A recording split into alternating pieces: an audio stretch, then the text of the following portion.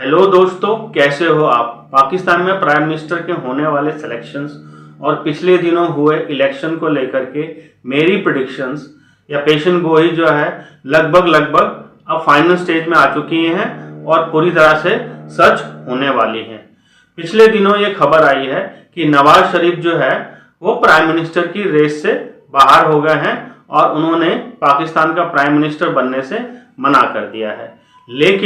लेकिन उन्होंने अपने दो नाम आगे किए हैं, जिसमें शहबाज शरीफ को पीएम के लिए और मरियम नवाज को पाकिस्तान के पंजाब प्रोविंस के चीफ मिनिस्टर यानी कि सीएम के लिए नाम को प्रपोज किया है। यानी कि वो चाहते हैं कि पंजाब प्रोविंस में मरियम नवाज के जरिए अपना कंट्रोल रखें और पाकिस्तान की कंट्री के ऊपर जो है वो शहबाज शरीफ के थ्रू अपना कंट्रोल बनाने की कोशिश करें। और इसी के साथ पाकिस्तान के इलेक्शंस के बाद जो बंदरबाट जो होती है या फिर जो खरीद फरोख्त जो होती है या जो हॉर्स ट्रेडिंग जो होती है वो शुरू हो गई है।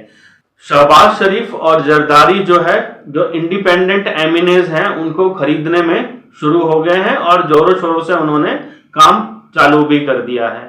इसका मतलब है कि पाकिस्तान के इलेक्शन की असली रियलिटी अब आपके सामने आने वाली है। अब जो है पाकिस्तान में करोड़ों 25-25 30-30 करोड़ रुपए की और अलग अलग कंट्रियों के सिटीजनशिप के साथ साथ एमएनए बिकेंगे और खरीदे जाएंगे। ठीक है जी। और सबसे मजे की बात यह है कि पाकिस्तान का इलेक्शन कमीशन चुपचाप बड़े मजे से पीछे बैठा हुआ है। उसको कोई कुछ नजर नहीं आ रहा कि क्या निगोशिएशन हो रही है, क्या हॉर्स ट्रेडिंग हो रही है। उससे कोई मतलब नहीं है। वो चुपचाप बैठ करके अपने पाकिस्तान इस्टेब्लिशमेंट अपने आका के ऑर्डर पे अपना चुपचाप बैठा हुआ है और इन सब ट्रेडिंग को या इस तरह की हॉर्स ट्रेडिंग को होते हुए देख रहा है। अब जाहिर है इसमें जो पीटीआई से इंडिपेंडेंट खड़े हुए कैंडिडेट हैं वो भी टूटेंगे, उनकी भी खरोद फरोख्त करी जाएगी। और पाकिस्तान की इस्टेब्लिशमेंट ये चाहती भी है कि पीटीआई के कैंडिडेट्स जो इंडिपेंडेंट खड़े हुए हैं उनको मजबूरी में किसी ना किसी पार्टी में तो शामिल होना ही पड़ेगा। तो पाकिस्तान की इस्टेब्लिशमेंट ये नहीं चाहती कि वो जिस भी पार्टी में जाएं उसका टोटल नंबर यानी कि उसमें टोटल कैंडिडेट जो हैं वो पीएमएनएल के कैंडिडेट से ज्यादा ना हो। वो यही चाहेगी कि उसके टोटल जिस भी पार्टी में वो जाएं उसका टोटल जो है पीएमएनएल के टोटल नंबर से या फिर हो सके तो पीपीपी के भी टोटल नंबर से कम रहे, ताकि वो जाकर के कहीं सरकार बनाने का अभी या बाद में क्लेम ना डाल दे या क्लेम ना कर दे। ठीक है जी।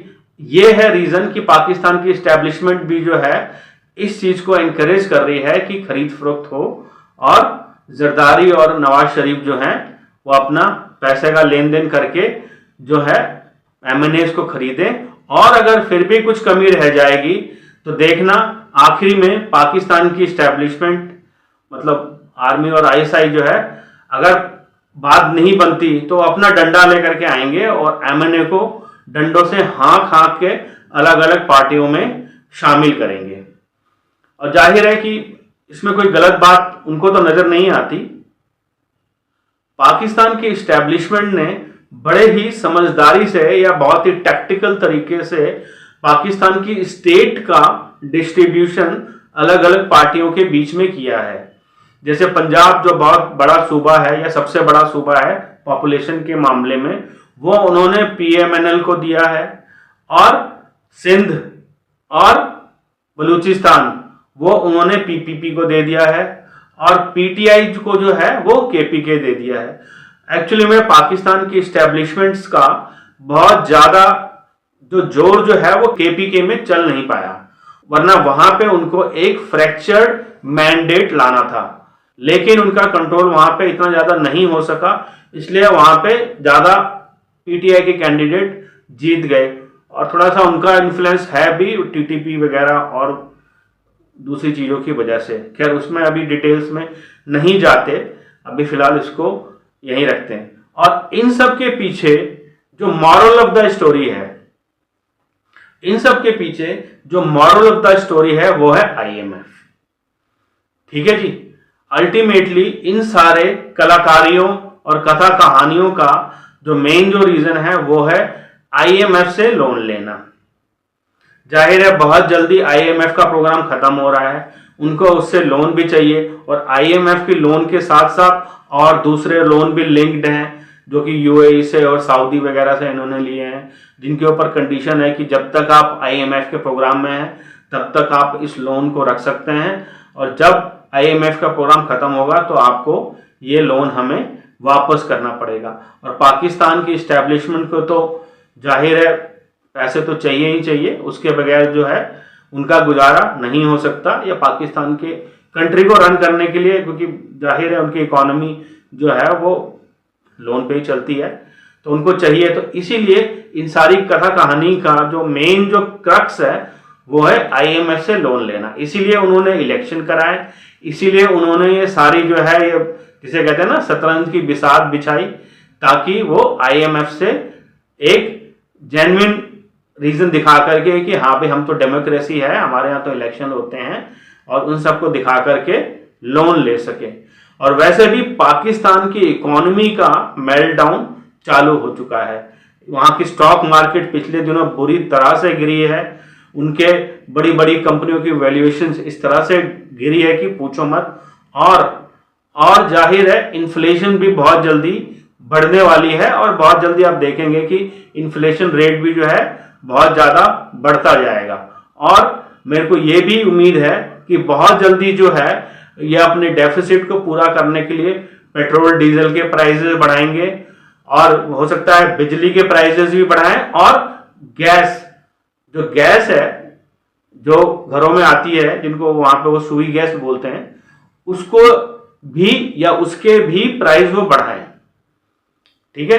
तो मुझे पूरी उम्मीद है कि पाकिस्तान की जो इस्टेब्लिशमेंट जो है वो आईएमएफ के लोन लेने के लिए जो है इस तरह से कुछ ना कुछ करके एक लूड़ी लंगड़ी लेम सरकार तो बनाएगी और उसमें जो है मेरी प्रिडिक्शन 100% सच होगी। और अगर ये सब सच निकलता है या ये सब झंझट या ये सब जो है सारा इलेक्शन का प्रोसीजर जब खत्म होता है, फिर उसके बाद जो है हम पाकिस्तान की जो इकोनॉमी का जो रियल इशू है, जो पाकिस्तान की इकोनॉमी का जो कोर इशू है, उसके ऊपर भी हम आगे एक सीरीज शुरू करेंगे, डिस्कस करेंगे कि भैया आखिरकार की पाकिस्तान की इकोनॉमी जा किस तरफ रही है या अल्टीमेटली उस पाकिस्तान की इकोनॉमी का क्या होगा। अल्टीमेटली जो है पाकिस्तान की इकोनॉमी का एक ना एक दिन जिसे कहते हैं ना डिफॉल्ट होना बहुत ही सर्टन है, चाहे वो 6 महीने बाद हो। और 6 महीने से ज्यादा है कि अभी 6 महीने बाद उन्होंने काफी सारी देनदारी करनी है, तकरीबन $23 बिलियन के आसपास का उन्होंने डेट क्लियर करना है। देखते हैं उसमें कितना रोल ओवर होता है और कितना मिलता है। खैर एनीवे उसके ऊपर भी आएंगे। फिलहाल जो है जो कोर इशू जो एक पाकिस्तान की इकोनॉमी का है उसके ऊपर डिस्कस करेंगे, क्या चैलेंजेस हैं और पाकिस्तान किस तरफ जा रहा है, और पाकिस्तान का इकोनॉमी जो है एक ना एक दिन डिफॉल्ट तो होनी है, और डिफॉल्ट होने के बाद क्या होगा उसके ऊपर भी हम आगे जाके डिस्कस करेंगे। चलिए इस वीडियो को ज्यादा लंबा नहीं करते हैं, तब तक के लिए भारत माता की जय। जय श्री राम, जय श्री राम, जय श्री राम।